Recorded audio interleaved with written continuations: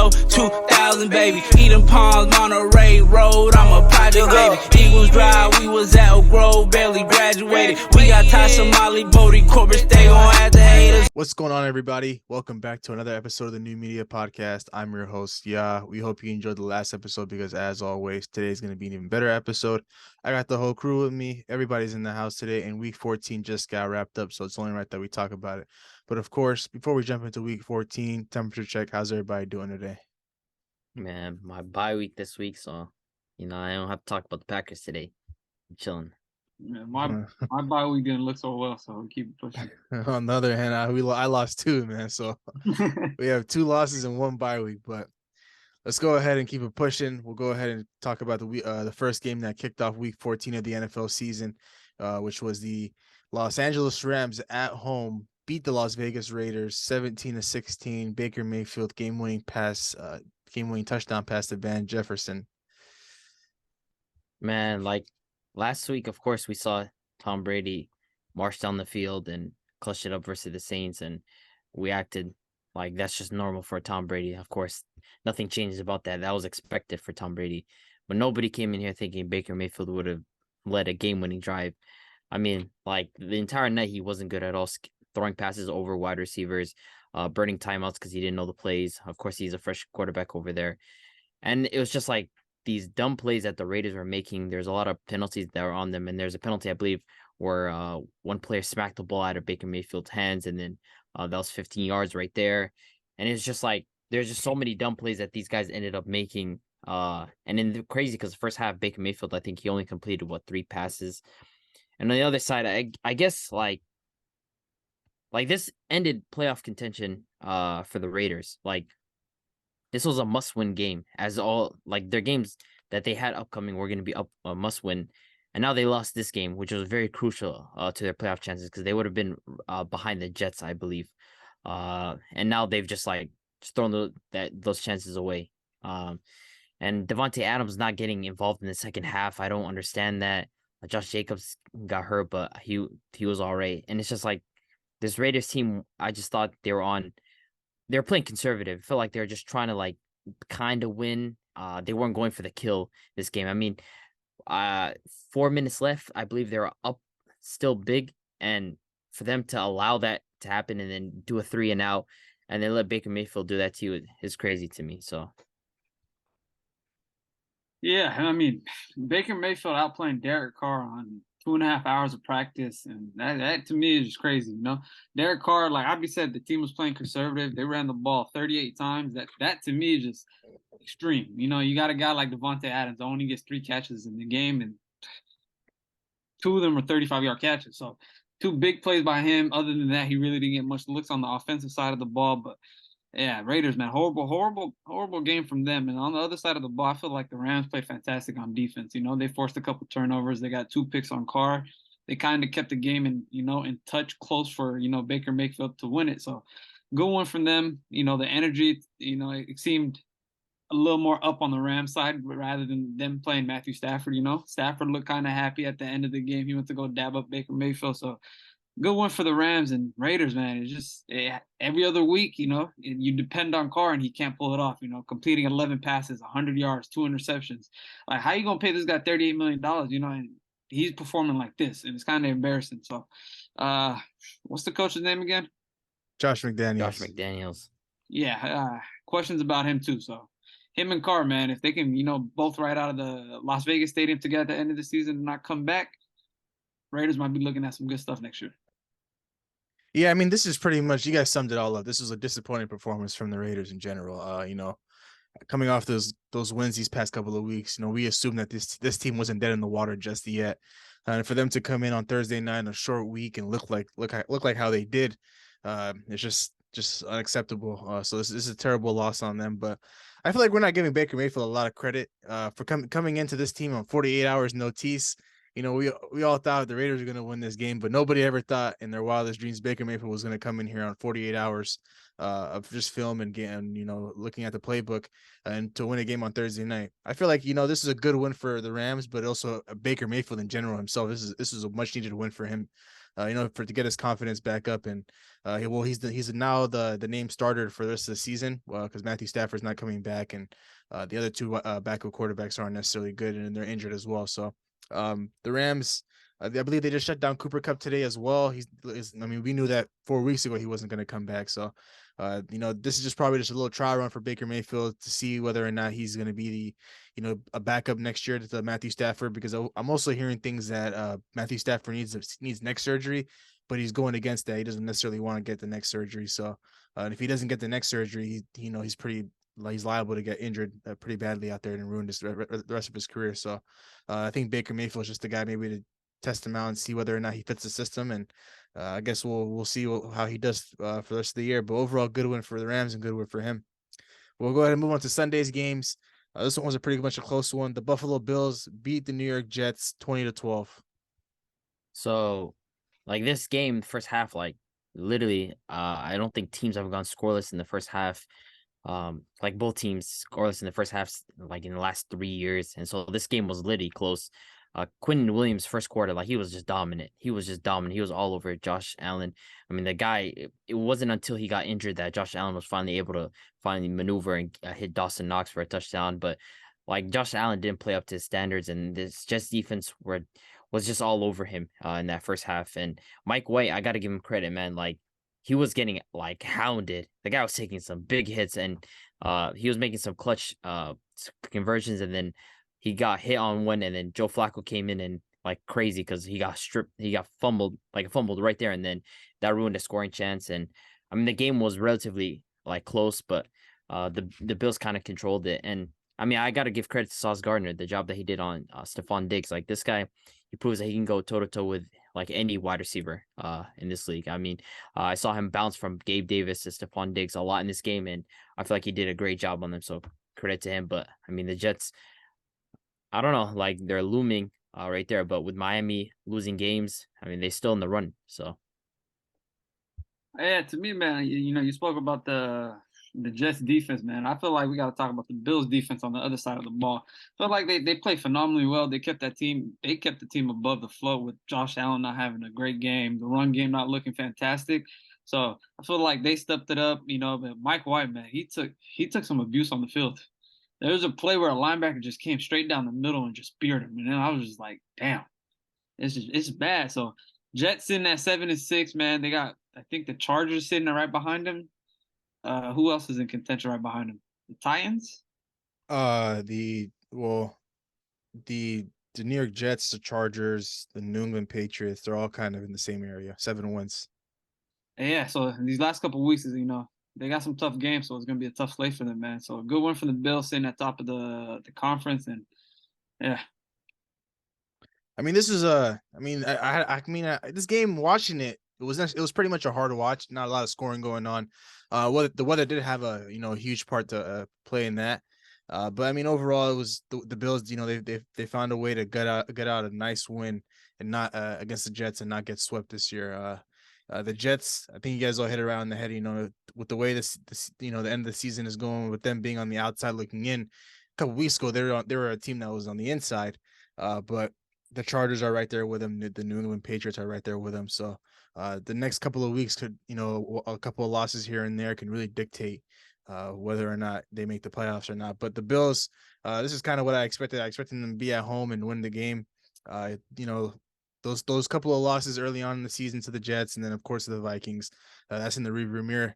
They're looking ahead now. They're trying to secure that number 1 seed. The Kansas City Chiefs got right back on track this week. We'll get to them in a little bit. So they just really want to secure that 1 seed. So with two teams that are 10-3 in the AFC, the race is getting tighter and tighter, and we'll see who ends up with the number 1 seed as we close out the season. But overall, good one for the Jets. Good one for the Bills. I'm sorry. The Jets got to figure things out though. But we'll go ahead and move on to the next game.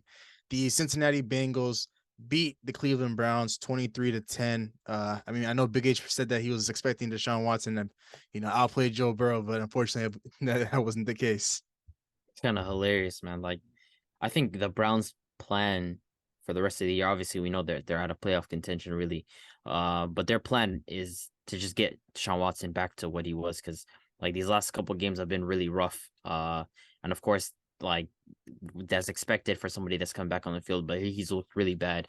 I mean, this game, like I thought the Bengals offense kind of left some food on the table. Like I feel like they didn't play up to their standards. The offense didn't get red hot, like we were expecting in this game. Like the Browns defense isn't particularly great, this season, but of course Joe Burrow came out clutch with a touchdown, and I think he hit Jamar Chase for like a dot, a beautiful throw. And of course, we're not gonna always expect the Bengals to just go off on offense, but I think they did a good job in this game. Their defense really held up against Deshaun Watson, and I mean the guy was making some terrible throws, running too much.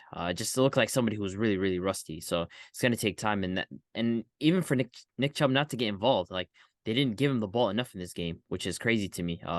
If you're not gonna like hand the keys off fully to Deshaun Watson, which makes sense to somebody who's coming back into football, give the ball to Nick Chubb, which didn't happen. So, I mean, credit to the Bengals defense. They did a great job. Yeah, on the Nick Chubb thing, man, the first matchup, 101 rush yards, 2 touchdowns. This game, 14 touches, 34 yards. And I feel like they didn't want to get him involved. I felt like 46 passes for Deshaun Watson coming into his second game of the season is kind of crazy to me. You go away from the run game, you trust the guy that's been very, very rusty. And I really expected Nick Chubb, to have another field day, and he didn't. And big ups to the Cincinnati defense, man. I feel like they stepped it up as well. They had some great stops. I feel like the Browns were in the end zone a couple times. They came up with some big stops, came up with some big turnovers. So shout out to them. And the offensive side of the ball, Burrow 2 touchdowns. Samaje Perine, he had a touchdown, and Joe Mixon, he had 100 rush yards, and Jamar Chase did his job. Came back 10 catches, 120 yards, and a touchdown. So offensively, it wasn't really explosive for them, but they got the job done. So great win for the Bengals in a tight division race with the Ravens. It's going to come down to that last matchup with them. So we'll see what happens. Yeah, the Bengals. It was a good one for them overall. I think you guys all hit it right on the head again.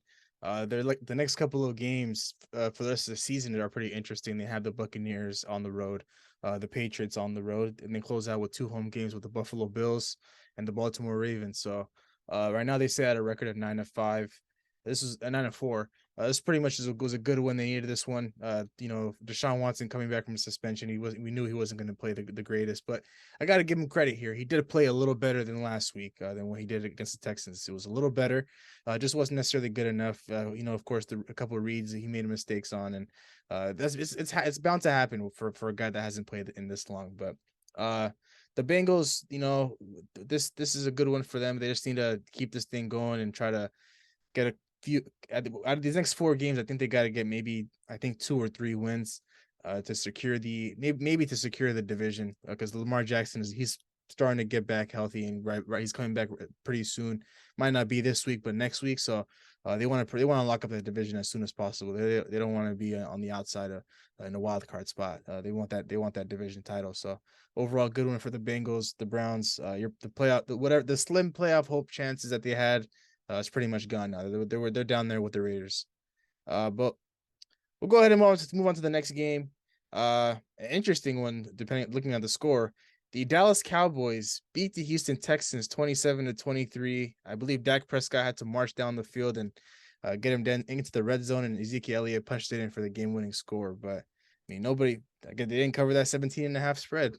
Yes, that spread's ridiculous. But obviously, we weren't expecting a close affair. Like coming to this game, we expected the Cowboys to just dominate, and like they went up 14-7, and then Dak threw an interception, and then the Texans started moving the ball well, and then Dak had another turnover, and all of a sudden it's like a close game. Like they were plagued by his turnovers this game, but it is a credit to him in the fourth quarter towards the end of the game. I mean, those Dalton Schultz throws were just like spot on. He hit them 3 times, and they almost had a touchdown, but that was negated, and then Zeke punched it in. But I mean, this was one of those games that the Cowboys got to fix up on offense. I feel like this is an offensive thing. Like, I understand their defense for the most part this season has been dominant, and credit to them, but I mean, this offense goes where Dak Prescott goes, and if he's having games like this where he's turnover prone, like throwing behind guys like Noah Brown and stuff, it's like, what can we expect for you come playoff time? Dak, that's been the biggest criticism. Like when he comes playoff time, who is he going to be? And so they can't let games like this happen against, especially a team that's literally have like 1 win. Like come on. So, I mean, it's another win for them in this division, but like they got to fix up, especially Dak. He can't let this happen again. So Yeah, I agree with you 100% on the playoff take. With him coming into the playoffs, like we've seen in the past before, Dak can cook in the season, but when he comes to the playoffs, we've seen him lose against the Rams. He didn't show up. We've seen him losing against the Niners. He doesn't show up. And it's like you have this game against the Texans and 3 turnovers in total on the offensive side of the ball, and you barely win. I mean, what's going to happen when the Eagles are in town in the playoffs and when they see the Niners? What's really going to happen to them? Dak can't. To me, Dak is always on that fringe side. He plays good sometimes, and then when he gets to the bright moments, it just turns off for him. Mistake. So I wouldn't say this is a good win, against a 1-win team, but they grinded it out and they got the W. I won't be too harsh on Dak in this game. He's played about maybe 8-9 games this year. And ever since he's come back from his injury, he's been good. He's been pretty much great for the Cowboys. So this game, he wasn't particularly great. And of course, a lot of people are going to have their question marks about him, being with all these little turnovers here and there. And they're going to over exaggerate the whole situation. I won't necessarily do that. It's just one bad game against a very, very bad team. Any given Sunday, this happens. The Dallas Cowboys overall as a team underestimated the Houston Texans. But I feel like, I think the Houston Texans were still in a prime position to win this game. I believe they got stopped at the goal line. I think 4th and 1 with a terrible play call. The last play call was I think it was quarterback. It was a quarterback. Yeah. But quarterback he Jeff Driscoll rushed he was rushing for a touchdown at the 1 yard line, but he didn't get it. So like what type of play call was that? Like where's Dameon Pierce? I think he got banged up at some point in the game, and I don't know. I personally, as just somebody who was watching the game, I feel like the Texans were like, man, let's just not score here because the chances, what happens if like the Dallas Cowboys don't necessarily score? We might lose that number 1 pick. That number 1 pick that, it was definitely in the back of Lovie Smith's mind because the play calling down there in the red zone was just stupid in my opinion. But overall, credit to Dak Prescott for leading the charge to march him down the field. And Ezekiel Elliott, man, he had himself one hell of a day. It was a nice little day for him. 62 yards and a touchdown. Pollard got himself in the game as well, 42 yards and a touchdown. And then Schultz and Gallup, CeeDee Lamb didn't necessarily play the greatest, but overall, I mean, I'm not going to go ahead and say it was like a great win for the Cowboys, but it's a good win. They were able to survive this, and now they know that Dak Prescott and the Cowboys know they can't be playing like this, playing down their competition moving forward. So they'll go ahead and put this behind them and move on to next week. But we'll go ahead and move on to the next game. The Detroit Lions beat my Minnesota Vikings 34-23. I mean, I guess Vegas knew something I didn't, man. they remember that fourth quarter of the first matchup where they're up 10 and they choked that. They're like, that won't happen again. I mean, Jared Goff in this game looked phenomenal. 330 yards and 3 touchdowns. Like, he just picked apart that Vikings defense, and it's kind of weird. Like, usually in these games, we'd be like, well, Kirk Cousins, this was his fault, but the guy threw for 400 yards. Like, we can't blame Kirk Cousins in this game. If I had to put a blame on this game for the Vikings, honestly, it comes down to two people. I think really Kevin O'Connell, and I believe Dalvin Cook, honestly. Kevin O'Connell, because, like, I don't know. Usually the Vikings, to me, like, their play style is, like, predicated on establishing the pass, really, reverting from last year where they were more so establishing the run. This game was like, let's feed Dalvin Cook, and Dalvin Cook had a fumble, and he was unable to get off the ground. There's a lot of struggle in this game for him. He did salvage his day with a touchdown, but still, he didn't have a great game.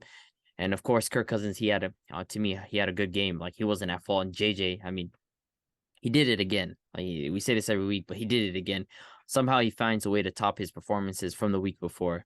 I mean, 22 yards or 223 yards or 213. Sorry.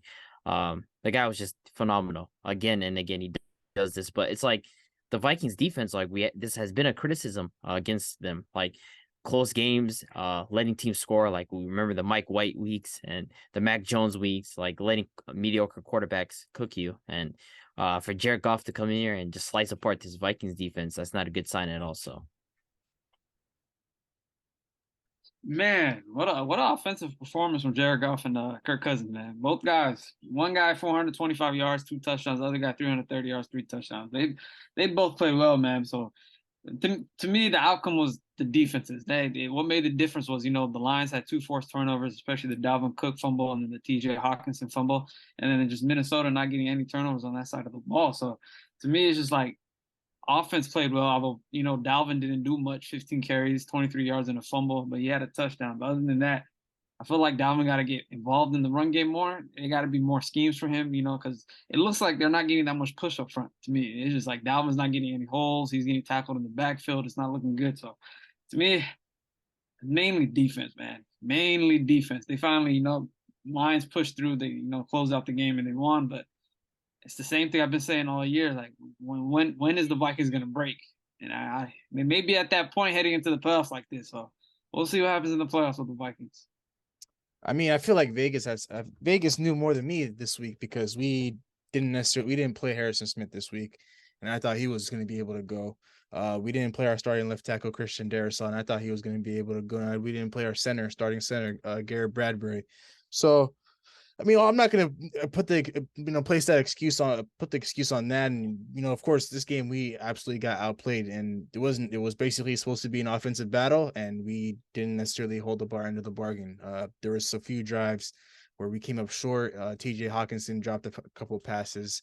There was a play where Justin Jefferson caught a first down, but the referee said he was short of that, and we weren't able to extend the drive. And of course, the Dalvin Cook fumble at the 1 yard line. But I feel like as we were watching that play unfold, then I wouldn't necessarily put the blame on Dalvin in that situation. I know he didn't have the greatest of games at all, but the whole play was a design for Dalvin to run it in and then jump past it to our backup tight end Johnny Munt, who was in the back of the end zone, kind of similar to what the Titans do with Derrick Henry, where he just toss it over to the tight end as he's faking the run. But our offensive line, Ed Ingram, that guy, he won't be in the NFL next year. He's definitely going to be working at McDonald's because the way he just got abused and tossed around, he didn't give Dalvin enough time, and Dalvin was just, of course, the ball security wasn't the greatest because he's over here anticipating that, I'm going to have enough time to make this throw. But the guy just pummeled through Ed Ingram and then slapped the ball out of Dalvin Cook's hands, and which led to that fumble. So we needed to put points on the board in that drive, and we didn't necessarily walk away with anything. And it would have been a good momentum swing for us because we started off with a ball in the second half, and I feel like that just kind of killed everything for the rest of the game. But we lost. Credit to the Lions. They always play us tough, whether or not it's at their home or it's at our home. And we just split the season series 1-1, and now we set a record of 10-3. Normally, I would be upset because I hate losing, but the way I think about it, of course, we lost to the Lions. We have a 10-3 record, and we have an opportunity to win the North on our home turf on Saturday against the Colts. So I'm not too necessarily mad about it. I know our defense will shape up; it'll get better. We definitely needed Harrison Smith out there, though. The first touchdown to Jameson Williams was just an error on Cameron Bynum's behalf because Jameson Williams just ran right past him, and Bynum didn't even move a bit. So just the little things here and there we'll fix up, but we definitely do need to be better on defense, and I think we're just starting to we're starting to get healthy. Cameron Dancer was able to come back, but he looked pretty much terrible. DJ Chark burned him for a touchdown. But we're going to be all right. 10-3. I'm not too mad about it. You just gotta get back on the right track for these next, I think, 4 games that we have for the rest of the season, and try to secure the North, and potentially if the Eagles can slip up here and there, but highly doubt it. But the Niners are creeping up behind us, so we definitely need to lock up that second seed. But overall, good one for the Lions, man. I think Dan Campbell saved his job for next year with the way his team has been playing the second half of the season. So he won't be fired. But we'll go ahead and move on to the next game. The Jaguars beat the Tennessee Titans 36-22. So this game was odd because the first half, you got the sense that the Titans were just gonna run away with this game, that this was going to be their game. And coming into this week, like I said, Derrick Henry was going to be dominant, right? In that first half, he absolutely smoked them. He had, I think, 120 yards in the first half, just absolutely dominant. It was 14-7, but it felt like the Titans had total control of the game and they're going to run away with it. And then some turnovers came. Derrick Henry, he fumbled. And Trevor Lawrence in the second half was just phenomenal. He was playing the entire game. He was good, but second half especially, The guy was completely lights out. Ryan Tannehill was not good in this game either. And it's just like, it was weird because it's like, I didn't expect Trevor Lawrence to have this type of game. We always speak about him having games where he's great and games where he's kind of all right. But in this game, like second half, he did an absolute amazing job, and credit to the Jaguars defense as well. In the second half, they did a good job on Derrick Henry. I think he only had 39 yards in the second half, maybe. So they did an absolutely amazing job on him. And I mean, this was a game that definitely hurts for the Titans, especially if they're a team that wants to be in playoff contention. But like, I don't know. I like what I saw from Trevor Lawrence, man. Like, Big H, we always rave about Trevor Lawrence, but like the second half of this game, like I did not see him put a bad step in at all. I got a nice stat. You know what I'm saying? I'm ready to pick this up. I didn't see a bad step for him. But I mean, Ryan Tannehill was not great in second half. Overall for the game, he wasn't particularly great. And then Derrick Henry, I mean, second half it was a tough sledding for him. So since week 9, we're about to be in week 15, but since week 9, Trevor Lawrence, 1,400 passing yards, 10 touchdowns, 0 interceptions, 71% completion rate, and 111 passer ratings. First in completion percentage, second in passer rating since week 9. He's been cooking. He's been cooking. The last 5 weeks, he's been on some fire. We talked about the turnover issue early on in the season. What was it, like after the Eagles game, and I forgot the other game that they played right after the Eagles game. Those two games back to back. Texans, yeah, he has some turnover issues on. We were like, yo, he got to pick it up. He got to fix himself up and play like what he's supposed to play like. But he's been balling. And to speak about the Titans game, bro, he phenomenal. He was just phenomenal. They didn't have the run game going for them. Etienne wasn't too good, but the passing, he was just on fire from the start of the game to the end of the game. And the Titans, I mean, I feel like we did speak on this last week on the episode, saying that this might be a trap game. Jaguars coming off a bye, they're gonna, wake up and cook up, and that's what they did. So 368 pass yards, 3 touchdowns. But on the other side of the ball, man, Tannehill, okay game. I feel like their defense is slowly, giving up a lot more points than what they was during early on in the season. They were like 6-2 starting off in the season, and last couple of weeks they've been giving up a lot of points to some good teams. So we'll see what happens with the Tennessee Titans. But good one for Jacksonville. And I'm pretty excited to see Ridley come back next year with this offense. Oh my God, this offense is gonna look good, man. And I forgot, Kirk, man. Zay Jones, Evan Ingram, 11. Oh, he had a monster game. 2 yards and 2 touchdowns. Like, where did he come from? I feel like this guy has been in the game since he left the Giants, and out of nowhere, just monster game. So good one for the Jags, man. Excited for next year. Yeah, man. Shout out to Evan Ingram, man. He was my starting tight end last week in fantasy. But the Titans, man, just watching this game, they had this game in control with Derrick Henry. But then, surprisingly, he had 2 turnovers himself, which kind of shifted the momentum the Jaguars' way. And then I feel like the Titans were always playing from behind at that point. And the Jaguars, there was no let up from Trevor Lawrence. Each and every drive, he was making throw after throw after throw. So it was just applying constant pressure to this Titans defense. And if the Titans overall aren't generating any offense, and you keep on bringing on the defense eventually is going to break and they're going to get exhausted. So Trevor Lawrence did a hell of a job at taking advantage of that, and he had himself one hell of a day. But I think overall, when we think about the Tennessee Titans right now, they're number 1 in their division at 7-6, and the Jaguars, who just beat them, are at 5-8. Realistically speaking, these guys are probably going to make the playoffs with a record a little above 500. I'm predicting they probably finish with a record of like 9-8 or maybe 8-9 going into the playoffs. So there's not the outlook for them is definitely a first round exit. They're lucky to play in a division that's so garbage, where the Jacksonville Jaguars are up and coming. They're not necessarily there all the way. And then the Colts, who underperformed this year with Matt Ryan, and then of course the Houston Texans, who are playing for the number 1 overall pick. So the Titans, they'll wash this one out and just try to get a few wins in these next couple of weeks. That way they can just secure their playoff spot and secure their division and not necessarily have to worry about it the rest of the season. But overall, good one for the Jaguars, and this offense was flying high. We'll move on to the next game. The Philadelphia Eagles absolutely destroyed the New York Giants 48-22. I think we have a new MVP to crown. I mean, it feels like we say this every week, but the Eagles just another dominant performance. Like, and it's not like these close games. They're just like blowing these teams out the water. Like, and they're doing it on every front. Like, the Giants couldn't get anything going. Correct me if I'm wrong, but Jordan Davis might have been back for this game, because Saquon Barkley did nothing against the Eagles. I believe Jordan has been back. he's been back, right? Yeah.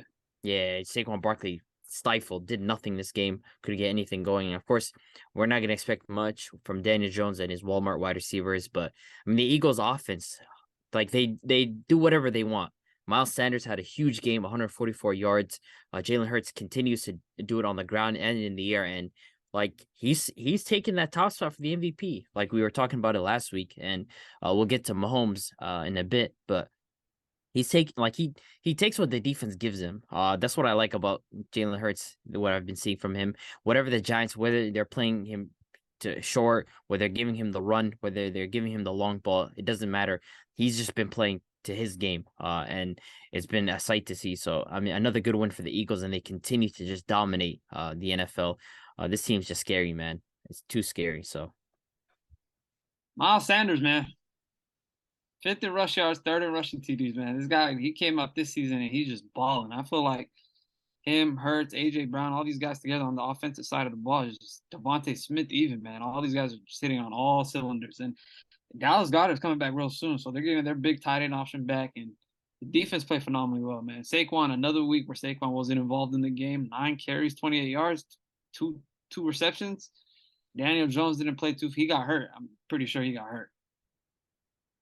Or they just benched him towards the end. They just pulled the plug on Daniel Jones towards the end. Yeah, of the game. it was not a good game for him whatsoever.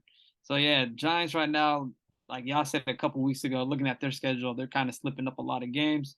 And the Eagles, man, sitting at 12-1. Can't wait for that Cowboys game. I ain't gonna lie. Yeah, the Eagles. This was a good one for them. They were flying high on all cylinders. They were hitting their strides.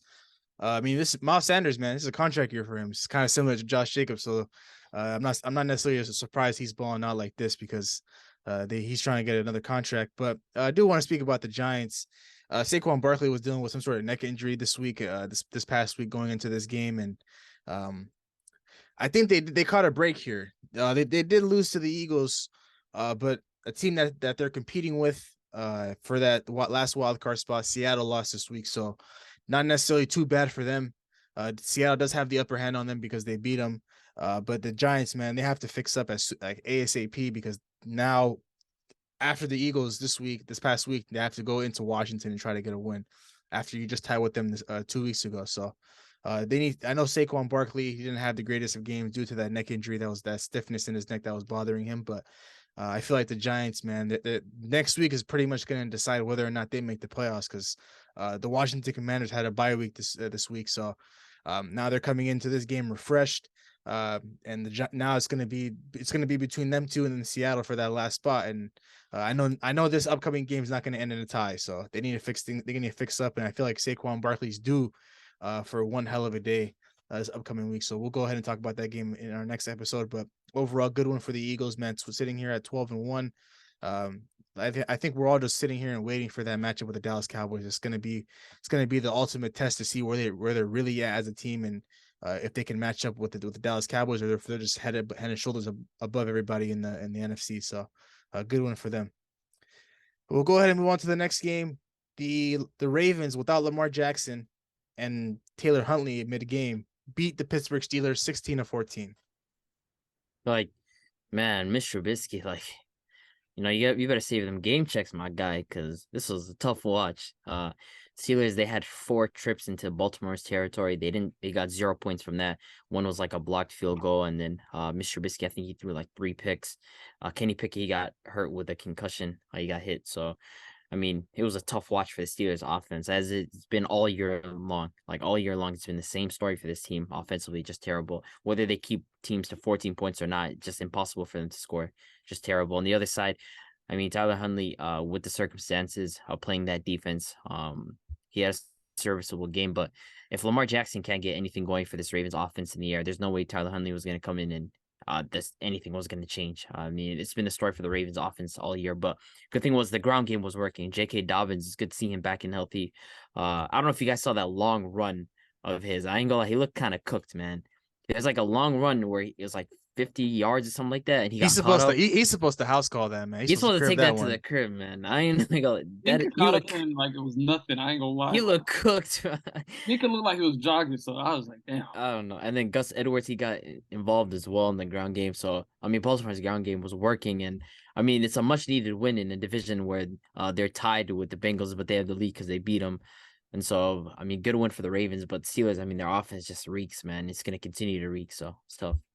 The minute I seen Trubisky enter the game, I said, yeah, Steelers are losing regardless of who's behind that quarterback. They could have put Greg Roman at quarterback, still would have lost. It was 3 interceptions. At that point, I was like, yeah, it's time to turn off this game. The Ravens, man, their defense, like I said, they held their own end, and offensively, they just trusted the run game. 263 yards on the ground. It was good to see J.K. Dobbins back healthy, go off after 4 weeks like this. 120 yards and a touchdown only on 15 carries. So great game from him. And they're still they're still going through it. 9-4, still number 1 in the division. So, next week they play the Browns, if I'm correct. Cleveland Browns Saturday. They can steal that W the Saturday, man, and they come out. Lamar comes back that 3rd week. I feel like they're good to go. So hopefully something happens, but we'll see. I wouldn't go as far as to say all that as they're going to beat the Cleveland Browns this upcoming week. I mean, with Taylor Huntley, I believe he's in concussion protocols. Lamar Jackson's still not ready to go. They're going into this week with Anthony Brown, who was their 3rd string quarterback. So, I mean, overall, it was a defensive battle between these two teams. Not something we necessarily predicted, but we did know coming into this game these two teams were great defensively. Of course, them being in the same division. I feel like the Steelers' chances kind of went down when Kenny Pickett got hurt. I feel like with him, they had a way better chance at winning, but Trubisky wasn't necessarily it. 3 interceptions, and not much to say about this Ravens offense. This was just like I said, a defensive battle. Their defense was the reason why they were in this game, and J.K. Dobbins just pretty much willed this team to win to victory along with Justin Tucker. So the Ravens, of course, they have a lot of problems offensively. I don't see this team necessarily being a threat in the AFC, even with Lamar Jackson healthy. You could even add in all the other guys that they're missing. I forgot that one wide receiver. It's been so long that he's been out, so I forgot his name. But regardless, even with him, I talk about for the Ravens. Bateman. Yeah, with the Ravens. Bateman. Yeah, Rashad Bateman. See, Yeah. It's been a while, man. So even with him in the fold, with the way this offense is going, even with him and everybody else healthy, I can't see much coming out of this Ravens season. So overall, it's a good one for them. They kind of needed this one to keep their hopes alive until Lamar Jackson gets back. But they have a tough matchup this week against the Browns. So we're just gonna have to wait and see what happens. We'll go ahead and move on to our next game. I think this one's kicks off our 1:00 slate. The Kansas City Chiefs win a close one against the Denver Broncos, 34-28. Man, like these guys went up 27-0, and we're thinking, man, like what's new about the Broncos? Nothing changed. I mean, same old story. They're not a good team. Offensively, they're not going to do good. And then all of a sudden, things get interesting. Russell Wilson, as was a model last year, he cooked. He cooked this game. I mean, Mahomes did his best. Brett Favre impression. I mean, Russell Wilson, he threw touchdowns to Jerry Jeudy after Jerry Jeudy was screaming and doing all of that. He just going crazy because he wasn't getting the ball, and he got a couple touchdowns, and then he got another touchdown, and all of a sudden the game was close. And it, honestly, like you said it, but I do agree. Like if Russell Wilson stays in this game, I think the Broncos win it. I think they absolutely win this game. They had all the momentum on their side. And then he went out, and then Mahomes got a touchdown to Juju Smith, and essentially their offense didn't do much after that when Russell Wilson went out with a concussion. So, I mean, it's tough, but I mean, this was the glimpse. This was what was supposed to be the Broncos' offense coming into this year. This is what we were expecting to see from this team, and so maybe this is a glimpse of potentially Russell Wilson not being cooked. I don't know, but I mean, Mahomes, man, like had he had a great game. Like, if he had finished out the game like how he started, like, we'd be sitting here saying, he's probably still a favorite for the MVP. But now, after throwing 3 interceptions and Jalen Hurts having a great game, like, I think this kind of shifted it in Jalen Hurts' direction. So, I mean, we know Mahomes how great he is, but, I mean, to throw 3 picks, that's tough. So Man, we spoke about this a couple weeks ago, talking about how the Broncos should let Wilson throw the ball 40 times to see what he can do. Do it for 37 times, 247 yards, 3 touchdowns. So I feel like if they can let him unleash, let him get comfortable, let him throw the ball, let him do his stuff, maybe. But at the same time, I still don't trust Nathaniel Hackett. It took Judy to yell at him how many times on the sideline or on the field, being frustrated to get the ball to score touchdowns. And even after that, he was still frustrated. But like I just said, I really do agree. If this game, if Wilson was healthy towards the end, if he didn't get hurt on that drive, they would have won the game. Especially with the way the first half and the second half looked for the Chiefs. Only scoring 7 points in the second half, opposing to 27 in the first half. And Mahomes again, just mistake after mistake after mistake. Sometimes I feel like he does too much. Sometimes he does, and that forces turnovers. So having 3 interceptions in this game is not too well. But going for the Chiefs, man, they escaped. They escaped this one. They came out and they won. So going for them. Happy Denver lost, you know what I'm saying? We got the second pick from them, so it's looking good for us. Yeah, as I was watching this game, I definitely believe that if Russell Wilson didn't necessarily get a concussion, the Broncos were going to win this game with the way the game was going. I think, with the Chiefs going up 27-0, yes, Mahomes threw his first interception, but then I'm pretty sure they're thinking like, okay, we're still up 27-0, no biggie. Then he throws his second interception. I believe the score was somewhere around 27-14. It's all good, but still, it's a little bit of a red flag. You don't necessarily want to, throw another one. But then here we go with Mahomes gifting the Broncos a third interception. But I believe at this point of the game, Russell Wilson was already injured, so it didn't necessarily, end up in points for them. Russell Wilson, he was controlling this game ever since after he threw that pick six. I feel like, coming back from playing from behind. Yeah, we can't necessarily go ahead and call it garbage time, but if we were to call it garbage time, I'd understand it because, when you're down 27-0, pretty much going into halftime, you're pretty much not playing for much. And the other team, they took their foot off the gas for a little bit.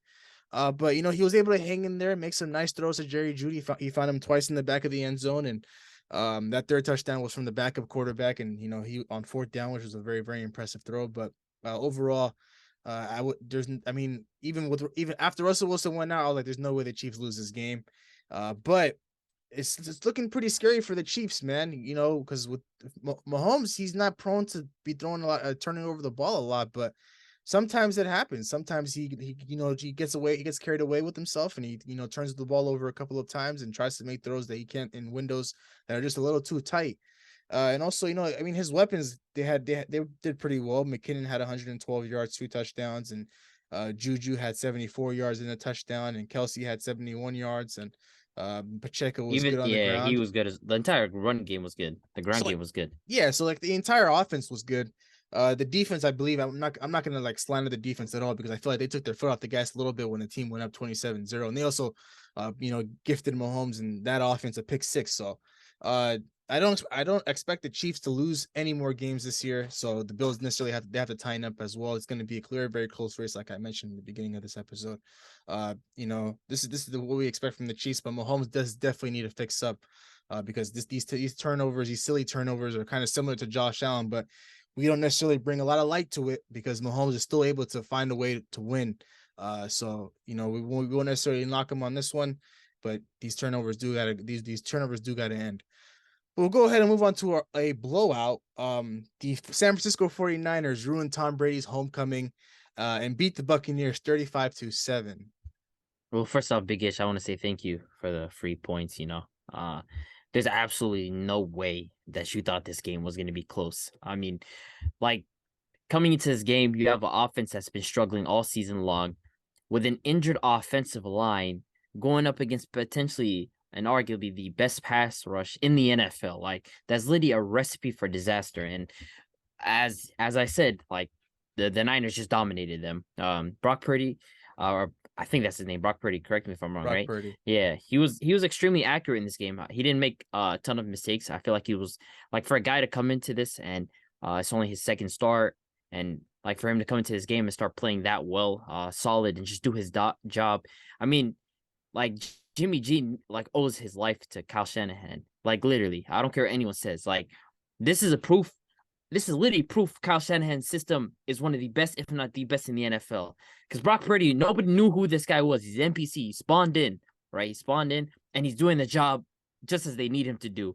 Just hand the ball off to McCaffrey, hit guys like Kittle and Ayuk, and it sucks that Debo is hurt, but I think he avoided a major injury. I don't know what the update is about that, but he avoided a major injury, as I'm told. It was to his knee, but I mean, he did his job, Brock Purdy. Like I gotta give him credit. Like you would never think a guy named Brock Purdy would outplay Tom Brady, but that's exactly what happened. Tom Brady struggled in this game. The Niners pass rush got to him. I feel like I don't know what's going on. You mentioned this a couple weeks back, or maybe 3 weeks back. I don't know what's going on with Mike Evans and Tom Brady. Their connection just has not been there all season long, and I mean it's a tough loss for the Buccaneers, man. That guy Mike Evans just fell off. Like he literally fell off the face of earth. Like I'm seeing 20-yard games, I'm seeing 30-yard games, I'm seeing 15-yard games. Like he's a fourth string receiver. It's crazy to me. But yeah, Brock Purdy, man, I feel like you got to give a little more respect to him. I ain't gonna lie. I feel like he got some. He might be better. He might be better than Jimmy G. He might. Hey, he's on. I go like he was throwing darts. He was throwing. Oh, darts. he was throwing. Did you not see the touchdown dart to Ayuk? Yeah, he was throwing darts. I can't lie. Come on, Jimmy G cannot do that. I promise you, he cannot make that throw. Promise you. And if Shanahan makes that switch in the playoffs and brings in Jimmy G and they lose, that was his biggest mistake. Again, he's gonna trust Jimmy G and they're gonna lose, but we'll wait till that happens. But man, Christian McCaffrey, Ayuk, the defense, man, everything was just a field day.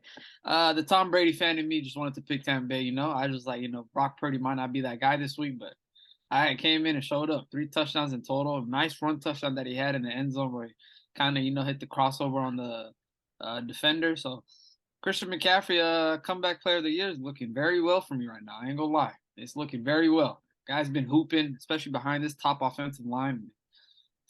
That they let another touchdown pass from Purdy to McCaffrey in the end zone. That was another beautiful throw, So Purdy looking real nice, man. And the Niners team just they still in shape. And Seattle got to see him this Thursday night, so we'll see. I didn't expect. I mean, I picked the Niners in this one. I didn't let the Tom Brady fan in me dictate my answer and my pick in this one, but I didn't expect the Buccaneers to only put up 7 points.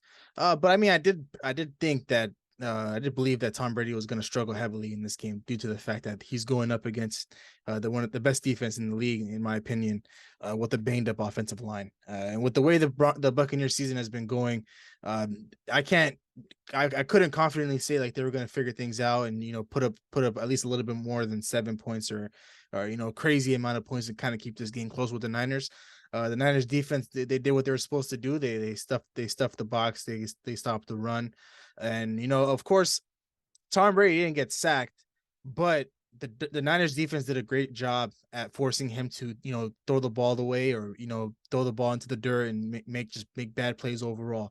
And to speak about Mike Evans, man, the reason why I brought him, I've been bringing him up these last 3 weeks is I'm a fantasy owner of him, but fantasy owner aside, Mike Evans, he had to have said something about Tom Brady and his divorce issue in the locker room, and Tom Brady must have overheard something because there's just no way that Mike Evans goes with like a couple of targets and 0 yards through the first half. I believe his first catch came in the third quarter in this game, and it was pretty much very similar to last week against the Cleveland Browns, or a couple weeks ago against the Browns. It doesn't make any sense.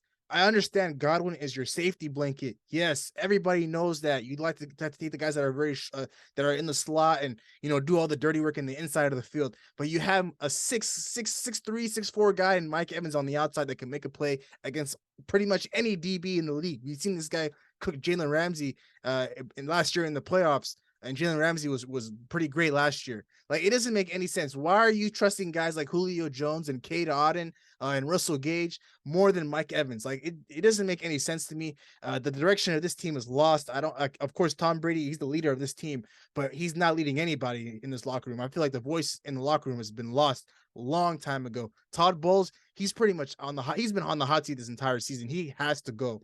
But aside from the Tampa Bay Buccaneers, the Niners, man, they did one hell of a job in just getting Brock Purdy ready for this game, man, to go up against a guy like Tom Brady. Regardless of how Tom Brady's been playing, guys, everybody came up to him after the game and was just, giving him his flowers and stuff like that. But, man, Brock Purdy played himself one hell of a game in his first official start in the NFL. He gives the Niners a different look. with Jimmy G, you get the little bit of a dump off here and there, and you might get a big play, but majority of the Niners offense was the run game and a lot of yak from guys like Brandon Ayuk, George Kittle, and Deebo Samuel, of course. But with Brock Purdy, he gives the offense a different look by being able to throw the deep ball a little bit. We saw him connect with Brandon Ayuk. The ball was a little bit underthrown, but that pass will be a lot more better as he gets a lot more reps in with the first team. And Christian McCaffrey, I said this last week with Jimmy G going down, they got to rely heavily on Christian McCaffrey, the guy that they brought in at the trade deadline. Of course, you don't necessarily want to overwork him, and I feel like the Niners didn't overwork him in this situation. I think he got maybe 14, 15 carries and a couple of catches in the passing game. He ended up with 2 touchdowns on the day, so it was a successful day overall for the Niners. And in terms of bringing Jimmy G back in the playoffs, I feel like that the idea of it is highly unlikely because the window for his return is 7 to 8 weeks, and it would put him in line to come back during the divisional games of the playoffs. But I feel like Kyle Shanahan wouldn't necessarily throw him into the fire if things are going well with Brock Purdy. Like if Brock Purdy is doing his job and he's keeping the ball out of harm's way and he gets a few more wins towards the end of the season, they somehow finish the 3rd seed or the 2nd seed in the NFC. I think they're just going to stick with what they got. They know they can rely heavily on their defense and Christian McCaffrey. If they just limit him and kind of have him coast through the rest of the season and have him healthy for the playoffs, I think Brock Purdy can do just a decent job or one hell of a job in the playoffs, just keeping this offense afloat. So in terms of bringing Jimmy G back, I wouldn't think it really just depends on how these next few weeks shape up for the Niners. But overall, man, good win for them at home, and it was a good butt whipping. But we'll go ahead and move on to the next game. The Carolina Panthers upset the Seattle Seahawks 30-24. I mean, Big H came on. He was talking all last week about how this was going to be a bye week for Seattle, and I guess it wasn't the case. Yeah, man. We're down 17-0, 10 minutes into the game, so it was looking rough. It was looking rough. So being down 17-0, Gino had that pick after they scored 3 in the beginning. They came down, scored a touchdown 2 minutes later, got the ball back, scored another touchdown after 3. Now that's the situation we head into the second quarter. So playing from behind, man, it was tough. Gino cooked up after those first 2 interceptions in the first half. But I feel like, losing Kenneth Walker last week was a big impact on our game. We didn't get the run game involved. We had a total of 46 rush yards. And the same case with our defense, man. They didn't beat us by passing the ball, but it's just running up the gut. We gave up 223 rush yards. And it's the same thing we've been doing the last couple of weeks against Josh Jacobs, against Uncle Lenny, and now this week again. I feel like last week, who did we face? I'm tripping. I'm forgetting. Who did we lose to last week? You guys lost to the Rams last week. You guys beat the Rams last week, but Cam Akers had a good game. Cam Akers had a good game. So I feel like the objective for us, man, we got to focus on that run defense and try to plug the holes, man. We're not doing that so well this year. And offensively, man, hopefully Kenneth Walker's back this Thursday. And Gino got to show up on the turnovers early on in the game. The last couple of games, he's been throwing the ball, forcing some tight holes, and it's been looking bad sometimes. But other than that, he gets back in, throws for 303 touchdowns. Without those 2 turnovers, man, the game might be a different outcome. Like, this game is kind of funny because, I think the Panthers had 4 players with more rushing yards than Travis Homer, so including Sam Darnold himself. So they had 4 players with more rushing yards. So, I mean, Seattle's offense has definitely taken a hit without Kenneth Walker. I mean, this forces Gino into even a heavier passing script, and he should have had actually 3 interceptions. JC Horn dropped 1, and it's crazy because he's probably certain to win, in my opinion. At least what I think is that he's certain to win the comeback player of the year. But I think he should be certain.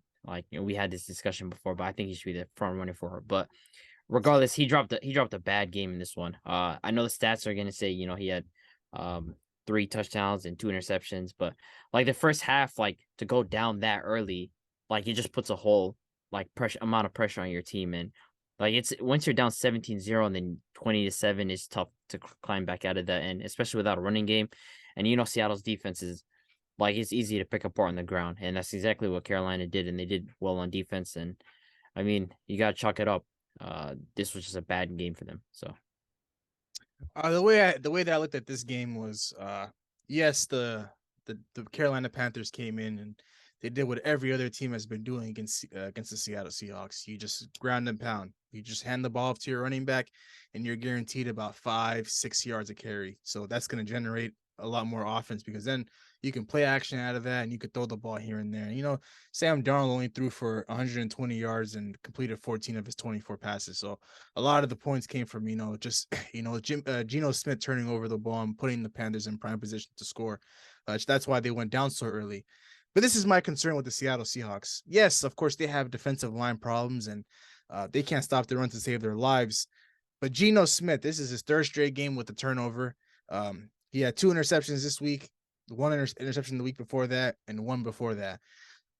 I feel like he's starting to unravel as a quarterback. Yes, the little run that he was on in the beginning of the year, it was cool. He was playing, his ass off, and he was making crazy throws, and like those throws against the Saints and stuff like that. But now, when we're in the month of December, and you need to find ways to get your team wins, so that way you can clinch the playoffs. He just hasn't looked great. And yes, we can talk about the offensive line being garbage, and then him losing Kenneth Walker this week, but he's starting to slow down a bit. He's slowing down a bit, and which is why I always raise the question: does Seattle go with the defensive lineman with that number 2 overall pick from the Broncos? I just personally feel like they should go with the quarterback.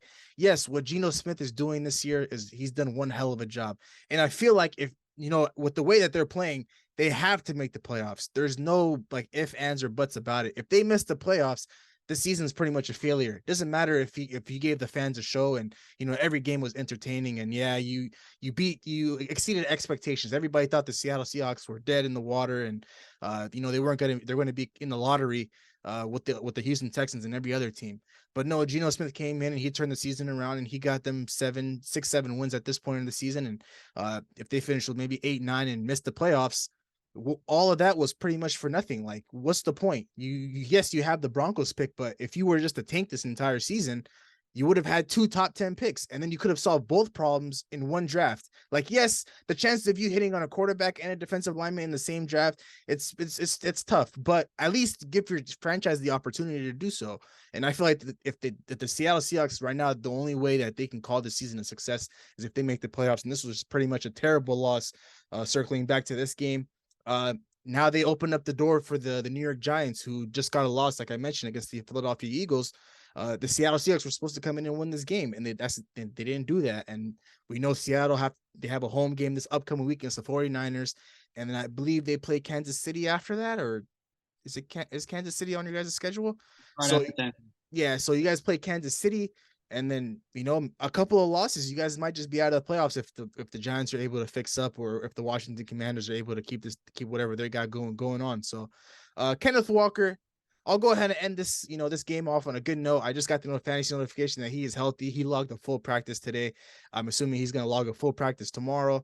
He'll be ready to go on Thursday to play the San Francisco 49ers. So it's going to be one interesting game. But overall, the Seattle Seahawks, man, we're in the month of December and it's pretty much do or die time. They got to make the playoffs in order to call this season a success. But with that being said, we'll go ahead and move on to the next game. Our Sunday night football matchup. The Los Angeles Chargers, led by the social media quarterback Justin Herbert, gets a win against Tua Tagovailoa and the Miami Dolphins, 23-17. Yes, sir. This is like Tua fans are talking so crazy coming into this matchup. You have guys like Emmanuel Achu talking about Justin Herbert's a social media quarterback. He's this, he's that. He looks pretty on the stats, but doesn't get wins. A lot of people slandering Justin Herbert, myself included. But before I get to Justin Herbert, Tua, at what point in this game, I think he was 3 for 17.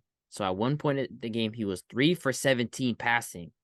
That is not a quarterback who literally 4 weeks ago was getting cries about him being in the MVP discussion. Disgusting. That cannot happen again. This guy was terrible this game. Up until that Tyreek Hill 60-yard touchdown, he was 3 for 17 and he finished the game 10 for 28. That would have been great 40 years ago.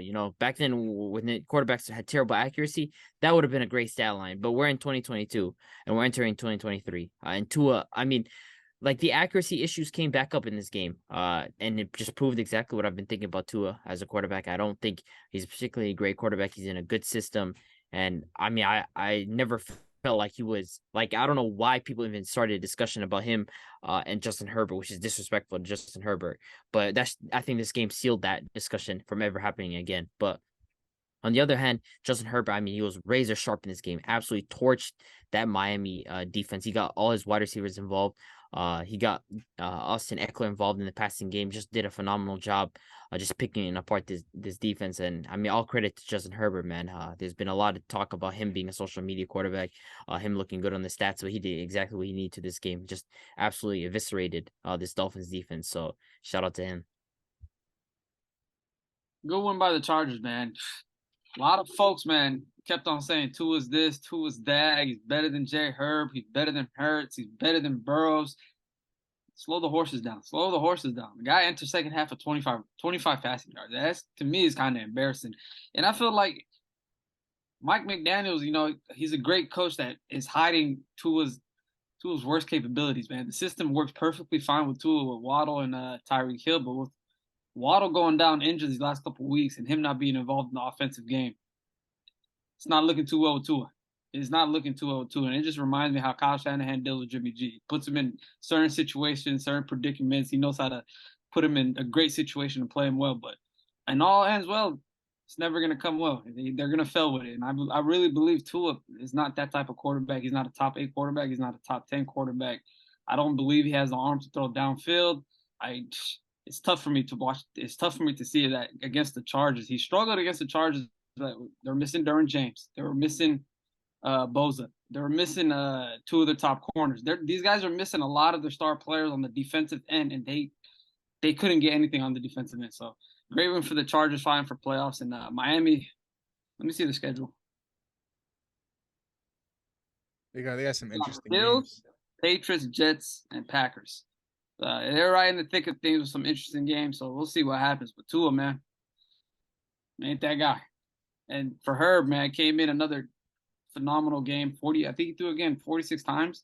To me, the only thing with Herb, man, he gets as many passing attempts, 330 yards, but 46 passing attempts, 50 passing attempts, 52 passing attempts. But it comes with 1 touchdown scores. It comes with, he's not scoring too much in the end zone, or he gets to the red zone and they're not finishing. So that's the only issue with me with the Chargers and the end of the ball, So that's all I want to see get better. You throw the ball 50 times, man. At least have 2 or 3 tugs with it. Yeah, to talk about Tua, man. Last week, yes, he went up against the Niners and he put up a disappointing performance against Brock Purdy. And of course, it was unacceptable and it gave the haters and everybody in the media fuel to talk about him. But this was a game that he was supposed to bounce back. This was a game against the Chargers defense with pretty much like a Big H bench, and every one of their star DBs out, and even just their starting DBs are out. This is a game where you have Tyreek Hill, you have Jalen Waddle, and you're supposed to literally light up that SoFi Stadium. It's supposed to be fireworks are supposed to come out of that arena, and that just wasn't the case here. We saw 1 bomb to Tyreek Hill, but I feel like lately, especially with these last couple of weeks, to Mike McDaniels and Tua Tagovailoa, I think the way that the offense has been flowing, they kind of went away from what was working for them. Like, this game against the Chargers, they came out extremely aggressive. The first, I believe, 3-4 plays on that first drive were just straight up pass plays. No, establishing the run whatsoever. Yes, you don't have a true running back one, but you had in the beginning of the game, you did have Raheem Mostert to lean on. You did have Jeff Wilson to lean on, but that just wasn't happening. They weren't establishing the run, and they were just trying to hit a home runs here and there, trying to test the Chargers secondary. And I got to give a lot of credit to this Chargers secondary in this game, because they did one hell of a job on Tyreek Hill. Tyreek Hill, of course, whenever you're a DB going up against him, you want to always play drop coverage against him. You always want to give him a lot of space, because his speed, he's able to beat you over the top really quickly. But what the Chargers secondary did this game was just bring a lot of pressure to him. They were knocking him off his line, and just pretty much bumping and bruising him here and there. Whenever he would try to run a route, there would be a DB there just to bump him off his route. And Tua, what he's so good at is timing and precision. But once his timing's off, everything is going to be messed up. Like Tua can't necessarily work outside of that. Like that's like one problem he's always had. Like his timing and precision is always so perfect. If the wide receiver runs the route correctly, Tua was able to make that pass 100%, but that just wasn't the case. They were bumping and throwing around Tyreek Hill here left and right, and so I got to give him a lot. I got to give him a lot of credit on that, and we haven't necessarily seen that ever from a defense guarding Tyreek Hill. We always see teams back up 5-6 yards off the line because they know Tyreek Hill can beat him over the top, but they'll survive with him, getting the 5-6 yard short passes. But to speak about Mr. Social Media Quarterback, man, he heard the noise for sure. I've never really seen Justin Herbert pumped up on the sideline before, but there was a couple of shots from on Sunday Night Football where he was like juiced that he was up in this game and going crazy. Even when he made that one amazing throw to Keenan Allen looked at him and he looked right back at Keenan Allen, pointing at each other. Yeah, those guys were literally in sync the entire night. And then, of course, Charger fans are probably trying to preach this entire season. This is who Justin Herbert is when he gets all of his weapons. Keenan Allen was back in this game, and Mike Williams played one hell of a game. 6 catches, 116 yards, and a touchdown. So, Keenan Allen followed that up with 12 catches and 92 yards. So the Charger fans are trying to say, like, yo, Justin Herbert has his weapons. This is who he is. And, he heard the noise, man. He was pumped up. I saw a clip in the locker room where he walked in and it was dead quiet and he just slammed the ball down and he started screaming. The whole team started screaming with him. So he took this one pretty personally. He completed 76% of his passes, which is really good. The touchdowns, I'm not necessarily going to knock him on it because he made crazy throws his entire night. There was a few plays here and there where I feel like, man, the Miami Dolphins can really sack Justin Herbert for -6 yards, but he would always scramble out of that and make an amazing throw, specifically that one to Mike Will. But overall, man, the Miami Dolphins have to get back to their bread and butter, man. These home run throws to Tyreek Hill every now and then, you can't just keep forcing that. Like, yes, you have Tyreek Hill, he can beat guys over the top, but you got to get guys like Jalen Waddle back in the fold, man. When's the last time we heard Jalen Waddle have a good game? I feel like it's been forever, ever since probably that Baltimore Ravens game, in my opinion, like where he's went off for over 100 yards. The Miami Dolphins need to go back to who they are. Yes, Jeff Wilson got banged up in this game, but you have Raheem Mostert to rely on. You can run the ball with him for a little bit. The defense does need to get better a little bit, but overall, offensively is where they're going to make their money. Defensively is not where they're going to make their money at. When you have all these playmakers, you need a guy like Tua to be on his A game and at least to give you a fighting chance. And I feel like in this game, as a Tua fan that I am, he did not give this team a fighting chance whatsoever. Tyreek Hill pretty much got lucky for that 64-yard rushing touch, that 60-yard rushing touchdown that, was pretty much a fumbleitis, and he just took it to the crib. And then that Hail Mary throw where the DB fell and Tyreek Hill left him in the dust. So the Miami Dolphins got to fix up, man. That's back-to-back losses.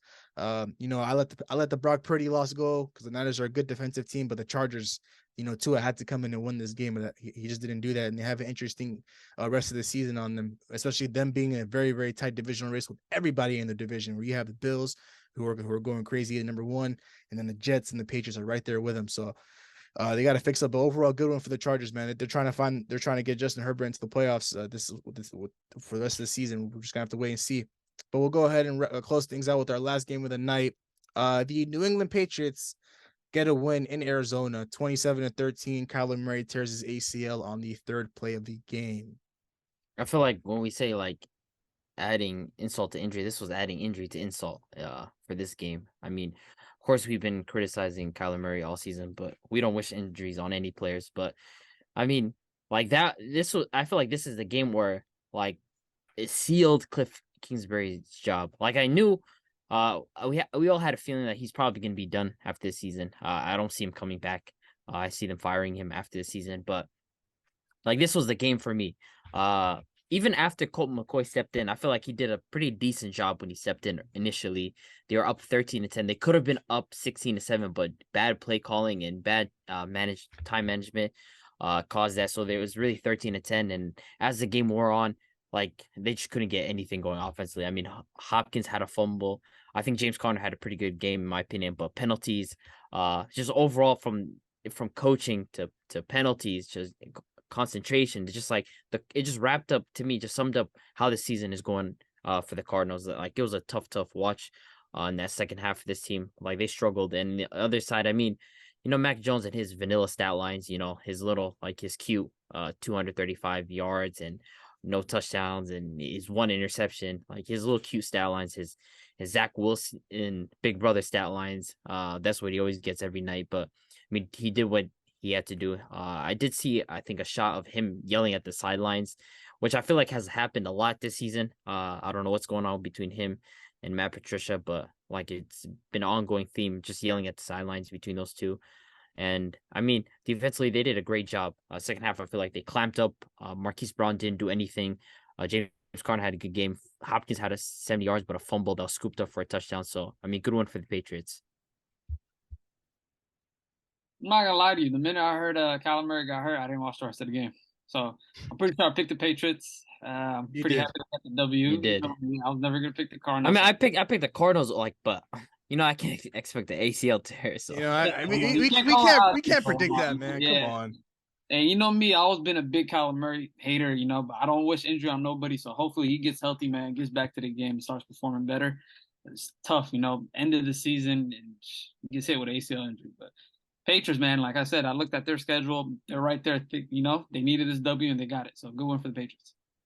Yeah, I mean, overall, good win for New England. They came out of this game with a couple of injuries. I think Ramondre Stevenson got a little bit banged up, and their wide receiver Devontae Parker got a concussion in this game. But to speak about what Abdi mentioned earlier, I feel like, yes, I do agree with you. Cliff Kingsbury, we all know he's out of here, but he had control of this game in the first half, man. There was this fourth down play where I feel like he was just a bit overly aggressive, where he could have taken a field goal, maybe, go up 6 points, but no, you try to go for it with Colt McCoy on 4th and 2, and you don't necessarily end up getting that. And the Patriots kind of just pretty much shifted the momentum their way, and they didn't look back. Like, it was back and forth. Colt McCoy was playing good. I got to give him credit. Like, he wasn't necessarily turning over the ball and he wasn't taking any sacks, but I feel like once the Patriots started to march down and put up points on the board, it forced Colt McCoy to play out of his game and try to, make throws here and there. And he ended up getting sacked a lot more. And I know the DeAndre Hopkins fumble recovery touchdown kind of hurt their chances at winning, because, with Kyler Murray going down, your chances are only so high with Colt McCoy. But the game was still there in control, man. If you just play conservative and you just play calm and, you take your points here and there, you could probably, would have won this game with Colt McCoy, because Colt McCoy was playing well. But when you ask Colt McCoy to do things that he can't do, that's what the scoreboard is going to look like, where he's going to be throwing picks and he's going to be taking a whole lot of sacks. But overall, this was a very, very good win for the New England Patriots. They needed this one because, they're in a tight race in the AFC. I feel like we have some interesting races going on both sides of the conference. We have the Chargers that are fighting on the outside. We have the Jets on the outside. The Patriots are on the inside, but the last seed in the AFC in terms of the wild card spots. Miami's slowly up there with 8 wins, so they're still kind of in the mix. And then when we move down to the NFC, it's pretty much a 4-team race. I'm sorry, I got to give credit to the Detroit Lions between the Washington Commanders and New York Giants and the Seattle Seahawks. So as the season comes to a close, these upcoming weeks, man, we're going to see some interesting games, and we're going to see some teams, drop out of the playoffs, and we're going to see some teams clinch the playoffs. So, that pretty much wraps up week 14 of the NFL season. I do want to get to our predictions and our record totals. Pretty much a bad week all around for all of us. Abdi and I, we finished with a record of 6-7. And Big H finished with a record of 5-8, which totals up to 124 wins, 85 losses, and 2 losses for myself. 122 wins, 84 losses, and 2 ties for Abdi, and Big H with 118 wins, 88 losses, and 2 ties. So pretty much, nobody got one up on each other in this one. I feel like we just kind of just finished all with similar records from last week, and it's pretty much close going into week 15 of the NFL season, man. But with that being said, any final words before we close things out here? I actually needed you guys to beat the Lions, so that's tough. Looks like we're literally like cooked now to make the playoffs. There's no way you still believe the Green Bay Packers are going to make the playoffs. If you guys had beaten the Lions, maybe, but like now it's looking cooked. Nah, you guys might as well start thinking towards next year, man. I don't even know who you guys play next week, but I know we'll get into that in our next episode. The Rams. I gotta catch CMC in the streets of San Jose before he flies out. You've struggled with all of these running backs, and you gotta tell me now you're going up against Christian McCaffrey. In the week I'm in fantasy playoffs, I have him on my roster. Hey man, you're a fantasy owner of him, and you're very, very high on him this year. So I mean, I know you're expecting him to have one hell of a day, and I think he will. You know, if every other running back can. I expect him do so. to touch at least 150 total yards and 2 touchdowns. I feel like he's gonna cook up, but we'll see though. We'll see. Yeah, we'll go ahead and talk about week 15 of the NFL season in our next episode. But with that being said, we'll go ahead and close things out here. Thank you so much for tuning in to today's episode. We really appreciate your love and support. We'd greatly appreciate it if you like, commented, and subscribe to our YouTube channel at New Media Podcast. For those of you that are watching us on YouTube, all of our social media handles will be in the beginning of this video.